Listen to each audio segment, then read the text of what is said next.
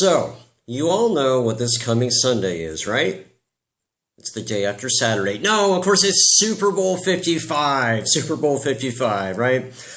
Unfortunately, my beloved 49ers choked this year. Too many injuries. My beloved Packers, these guys, they lost to the Buccaneers. So I don't really have a dog in this fight this time. Although I have been following the Chiefs for the past few years. I think it'd be pretty cool for them to win 2 Super Bowls in a row. That'd be great. So you know what? Tune in at 3:30 this coming Sunday, and we'll see what happens. All right? Brady versus Mahomes, Midwest versus a beach city, Native Americans versus pirates. Yeah, all that, right? So Super Bowl 55, be there or be square. Okay. Now, you know, it's pretty tough to get to the Super Bowl. Just like it's pretty tough to get to the World Series or the Stanley Cup Finals, the basketball Final Four, all that kind of stuff, right? Any other championship, it's pretty hard, yeah? You know, you have to put in the time, the time to exercise, the time to train, you got to eat right, you have to get along with your teammates, you have to follow your coach's instructions.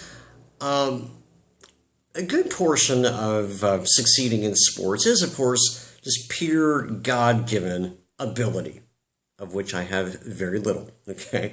But a lot of it is really just plain old hard work, you know?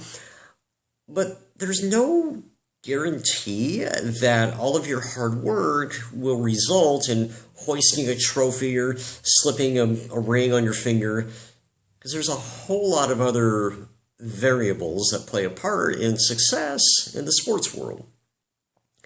You know, as I was writing this morning, sports writers were having their votes tallied for who would be elected to the Baseball Hall of Fame this year. So we'll find out later today who gets in, who doesn't, although I guess you'll already know by the time you see this next week.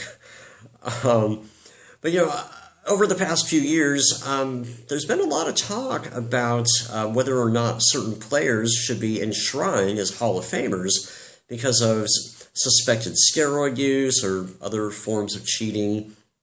And now, there's also talk about keeping players out because of domestic abuse or political rants on Twitter. You know, essentially, sports writers are reminding us that it's not just what you do on the field, but a player's immortality also rests on what he does off the field.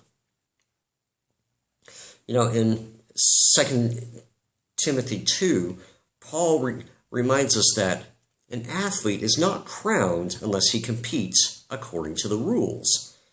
And in 1 Corinthians 9:25, he says, everybody who competes in the games goes into strict training.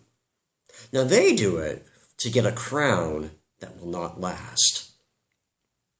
So, you know, whoever wins this coming Sunday will be on top of the football world, right? Until next year. I mean, they'll be famous for a time, but then somebody else is going to come along and try to dethrone them. So Paul cautions us about that fleeting part of human life. Success is fine. Success is great, but it won't last.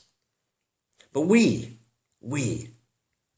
followers of Jesus Christ, followers of God Almighty, we do it. We strive to get a crown that will last forever. Paul goes on, he says in 1 Timothy 4:8, for while bodily training is of some value, godliness is of value in every way, as it holds promise for the present life and also for the time to come. So, whether you're an ageless, once-in-a-lifetime wonder like Tom Brady, or you couldn't catch a football even if you had a giant net, whether you're an athlete or an accountant, whether you're young or you're old, like Paul tells us in 1 Corinthians 10:31, whether you eat, drink, whatever you do it all for the glory of God.